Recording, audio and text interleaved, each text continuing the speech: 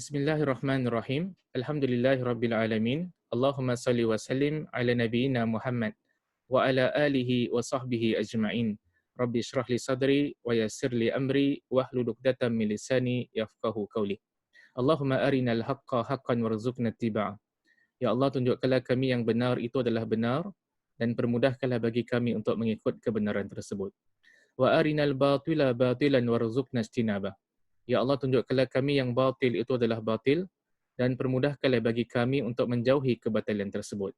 Wahdina limakhtulifa fihi minal haqqi biiznik. Bila kami petunjuk dalam isu-isu yang diperselisihkan dengan izinmu, innaka tahdi man tasha ila sirati mustaqim. Sungguhnya engkaulah yang memberikan petunjuk kepada sesiapa yang kau hendaki ke jalan yang lurus.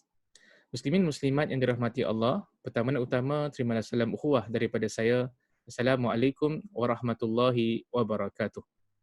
Selamat kita bertemu sekali lagi dalam sesi kita yang kedua dalam kita mengupaskan hadis-hadis daripada kitab Sahih Al-Bukhari yang ada kaitan dengan puasa. Kalau pada sesi yang lalu kita dah bahaskan tentang hadis yang pertama dalam Kitabus Saum dalam chapter berkaitan dengan puasa. Hadis berkenaan dengan seorang Arab Badui yang mana dia datang dekat Nabi SAW bertanya kepada Nabi SAW tentang apakah yang diwajibkan ke atas seorang Muslim daripada sudut solat, daripada sudut puasa dan daripada sudut zakat. Kemudian Nabi SAW menjawab yang berkaitan dengan puasa yang diwajibkan hanyalah puasa Ramadan. Lalu lelaki Arab Badui tersebut dikata dekat Nabi SAW yang dia hanya akan berpada dengan melakukan puasa pada bulan Ramadan dan dia tidak akan melakukan puasa-puasa sunat. Bila Nabi SAW mendengar perkara tersebut, kata Nabi SAW, dia akan berjaya kalau sekiranya dia jujur. Dalam riwayat yang lain disebutkan, dia akan masuk syurga kalau sekiranya dia jujur. Pada hari ini insya-Allah Ta'ala, kita nak lihat kepada sambungan hadis yang kedua dan hadis yang ketiga daripada Kitabus Saum, chapter berkaitan dengan puasa daripada kitab Sahih Al-Bukhari. Izinkan saya terlebih dahulu untuk bacakan hadis ini dalam teks bahasa Arabnya. Hadatsana Musaddad qala hadatsana Ismail an Ayyub an Nafi' an Ibni Umar radhiyallahu anhuma qala Shama an-nabiy sallallahu alaihi wasallam Ashura wa amara bisiyami falamma furida Ramadan turika wa kana Abdullah la yasumuhu illa an yuwafiqa saumahu.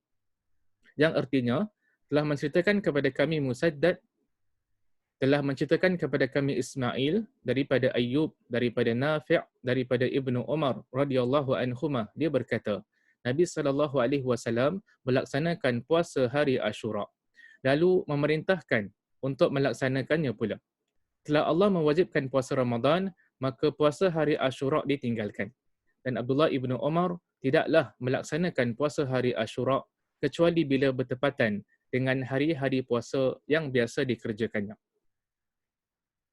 Jadi kita nak pecahkan hadis ni ayat demi ayat, sentence demi sentence untuk kita keluarkan apakah pengajaran-pengajaran yang penting yang boleh kita raih. Jadi awal hadis tadi disebutkan Nabi SAW melaksanakan puasa hari Ashura lalu memerintahkan untuk melaksanakannya pula. Jadi Nabi berpuasa hari Ashura, kemudian Nabi perintahkan para sahabat untuk melaksanakan puasa hari Ashura ini. Dan di sana ada perselisihan pandangan di kalangan para ulama, adakah di sana terdapat puasa yang wajib selain daripada puasa Ramadan? Ataupun dengan erti kata yang lebih mudah, sebelum Allah wajibkan puasa bulan Ramadan, ada tak puasa sebelum itu yang telah diwajibkan oleh Allah Subhanahu Wa Taala? Jadi bila kita kaji tulisan para ulama, kita akan mendapati ada dua pandangan di kalangan para ulama. Segolongan di kalangan para ulama mengatakan di sana tidak ada puasa yang wajib sebelum diwajibkan puasa Ramadan.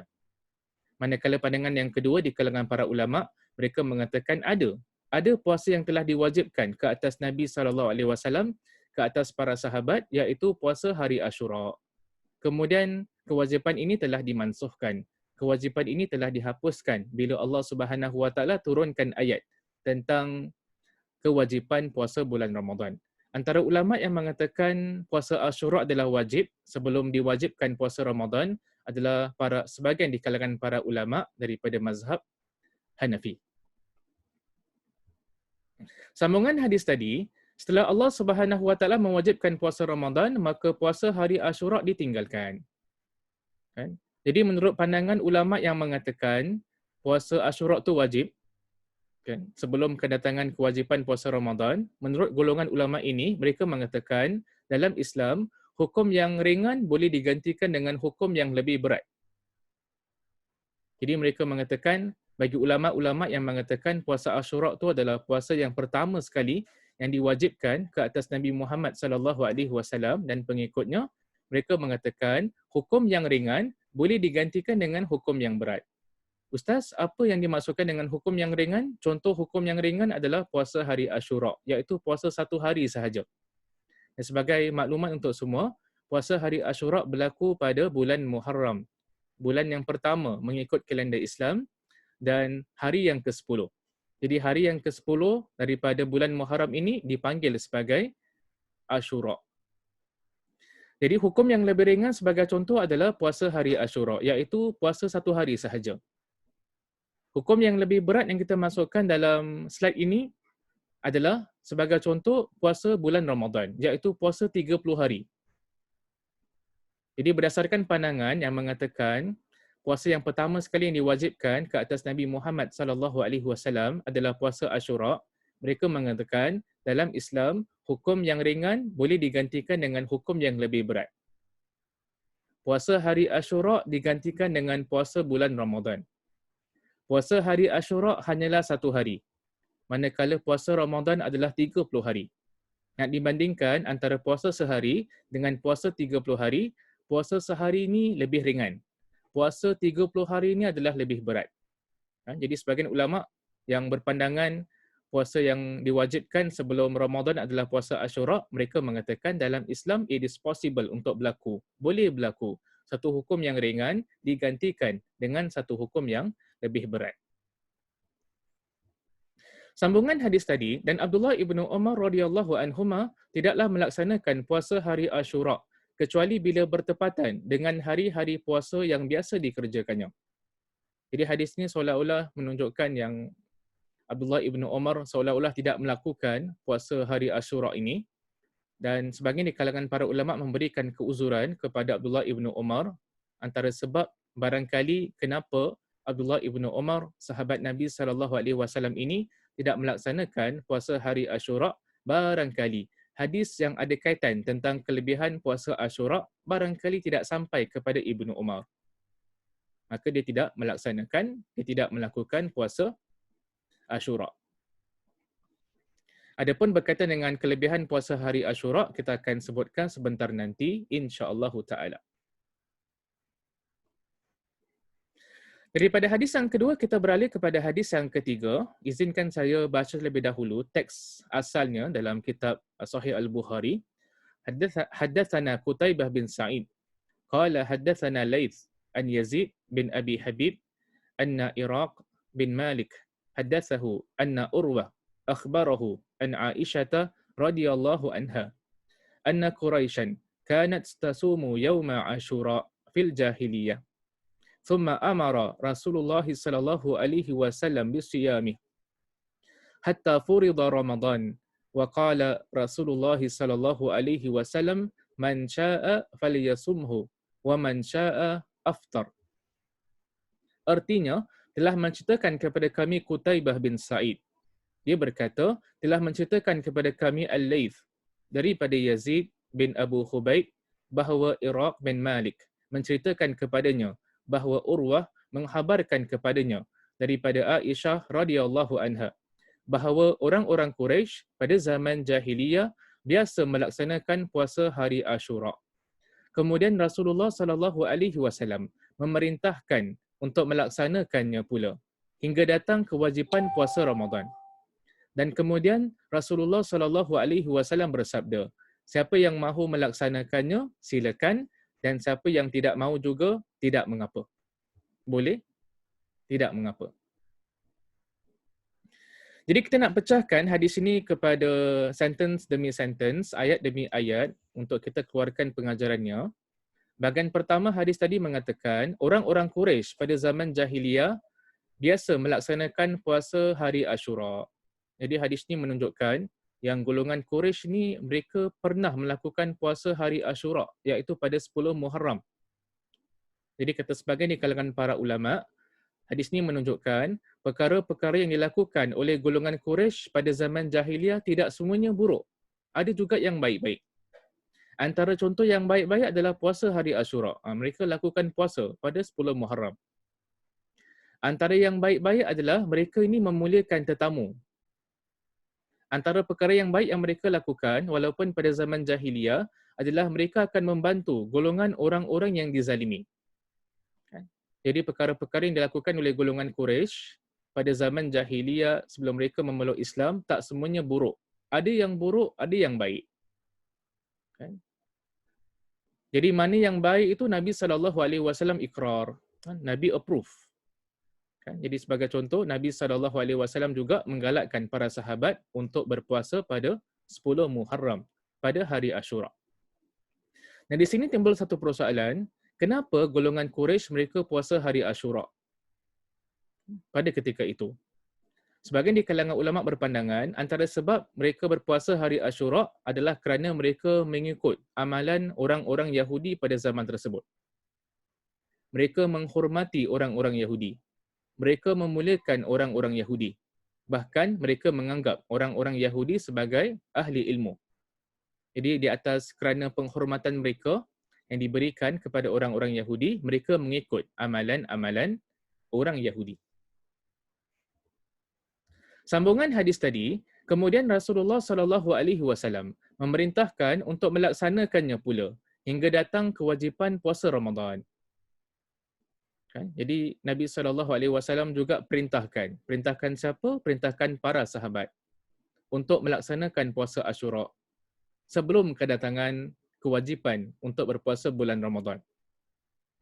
Itu yang tadi kita katakan, bila Nabi perintah sahabat untuk melakukan puasa Ashura sebelum kedatangan kewajipan puasa Ramadan, bila Nabi perintah tu, apa hukum dia? Adakah dia bersifat wajib ataupun dia bersifat sunat? Itu yang diperselisihkan oleh para ulama. Jadi antara pengajaran yang boleh kita keluarkan daripada hadis ini adalah ulama kita berselisih pandangan. Bilakah Nabi SAW mula berpuasa Ashura? Ada sebahagian di kalangan ulama mengatakan Nabi mula untuk berpuasa Ashura adalah ketika mana Nabi SAW berada di Mekah. Sebahagian pula ulama mengatakan Nabi SAW hanya bermula berpuasa Ashura ketika mana Nabi SAW telah berhijrah ke kota Madinah. Jadi ada dua pandangan di kalangan ulama. Ada yang mengatakan Nabi puasa hari Ashura di Mekah Al-Mukarramah, dan ada pula yang mengatakan Nabi berpuasa ketika mana Nabi berada dekat kota Madinah. Sambungan hadis tadi, dan kemudian Rasulullah SAW bersabda, siapa yang mahu melaksanakannya silakan, dan siapa yang tidak mahu juga tidak mengapa. Jadi ulama kita mengatakan selepas diwajibkan puasa Ramadan, ulama sepakat bahawa puasa Ashura adalah disunatkan. Walaupun ada khilaf, walaupun ada perbezaan pandangan, puasa Ashura ni wajib ke sunat sebelum kedatangan kewajipan bulan Ramadan, tetapi ulama kita sepakat mengatakan bila puasa Ramadan telah diwajibkan ke atas orang-orang Islam, maka status puasa Ashura itu hanyalah menjadi sunat sahaja. Dia tak sampai kepada level wajib. Kan? Jadi so ada banyak hadis ataupun beberapa hadis yang menyebutkan tentang puasa hari Ashura ni. Dalam sebahagian hadis kata Nabi SAW, puasa hari Ashura ini dia menghapuskan dosa-dosa kita setahun yang lalu. Bahkan Imam An-Nawawi rahimahullahu ta'ala mengatakan yang dimaksudkan dengan dihapuskan dosa-dosa kat sini adalah dosa-dosa yang kecil. Adapun dosa-dosa yang besar memerlukan kepada taubat kepada Allah Subhanahu wa ta'ala. Justru kita sebagai orang-orang Islam, salah satu puasa yang disunatkan untuk kita melakukannya adalah puasa hari Ashura pada 10 Muharram. Bahkan kita juga disunatkan puasa satu hari sebelum 10 Muharram, iaitu pada 9 Muharram. Kan kita disunatkan puasa 10 Muharram dan kita juga disunatkan berpuasa pada 9 Muharram. Maka sebahagian ulama juga mengatakan disunatkan juga puasa pada satu hari selepas 10 Muharram, iaitu pada 11 Muharram. Yang pentingnya puasa Ashura itu berlaku pada 10 Muharram. Jadi Ustaz, kalau puasa Ashura ni, hari Ashura ni 10 Muharram ni jatuh pada hari Jumaat, boleh tak kita puasa? Ulama kita mengatakan adalah dibenarkan. Kalau sekiranya puasa Ashura ini 10 Muharram jatuh pada hari Khamis, kan boleh tak kita berpuasa? Ulama kita mengatakan boleh, kan mudah-mudahan kita dapat pahala puasa hari Ashura dan juga puasa pada hari Khamis. Ustaz, kalau seorang wanita yang dah biasa puasa hari Ashura, tapi pada satu tahun tu hari 10 Muharram tu dia experience menstruation, kan? Dia mengalami haid dan tak boleh berpuasa. Boleh tak dia qada puasa Ashura tersebut? Kata para ulama tidak perlu qada. Kan insya-Allah dia juga akan dapat pahala kelebihan berpuasa Ashura. Berdasarkan sepotong hadis Nabi SAW yang mana Nabi pernah mengatakan seorang hamba jika dia sakit ataupun jika dia bermusafir, maka akan dituliskan baginya amalan-amalan yang dilakukan ketika mana dia sihat dan ketika mana dia dalam keadaan mukim, dalam keadaan tidak bermusafir. Kan? Jadi kalau adalah merupakan kebiasaan seorang wanita, every year, tiap-tiap tahun dia berpuasa hari Ashura, iaitu pada 10 Muharram. Kemudian satu tahun tu ditakdirkan yang dia experience menstruation, dia mengalami haid pada 10 Muharram, and because of dia haid, dia tidak boleh berpuasa. Kata para ulama, mudah-mudahan dia juga akan dapat pahala kelebihan puasa pada 10 Ashura, pada 10 Muharram, iaitu hari Ashura tersebut, berdasarkan hadis tadi. Kan? Jika seorang hamba, kalau dia sakit ataupun bermusafir, akan dituliskan pahala baginya sebagaimana yang dia amalkan ketika mana dia sihat, ketika mana dia dalam keadaan tidak musafir. Jadi ada dua poin yang penting kita nak rumuskan dalam perbincangan hadis yang kedua dengan hadis yang ketiga. Yang pertama, ulama berselisih pandangan mengenai status puasa Ashura sebelum diwajibkan puasa Ramadan. Ada yang mengatakan puasa Ashura ni adalah wajib sebelum kedatangan kewajipan puasa Ramadan, manakala ramai pula di kalangan ulama mengatakan hukumnya adalah sunat sahaja. Yang kedua, hadis-hadis ini menunjukkan tentang kelebihan puasa Ashura. Kan dia menghapuskan dosa-dosa kita setahun yang telah lalu. Dan yang dimasukkan dengan dosa kat sini adalah dosa-dosa yang kecil. Dosa-dosa yang besar memerlukan kepada taubat kepada Allah Subhanahu Wa Taala. Jadi saya berpada setakat di sini sahaja dalam perbincangan kita pada hari ini. Kita akan bertemu pada sesi akan datang. Kita tutup dengan tasbih kafarah. Subhanakallahumma wa bihamdika asyhadu an la ilaha illa anta astaghfiruka wa atubu ilaik. Sekian, Assalamualaikum warahmatullahi wabarakatuh.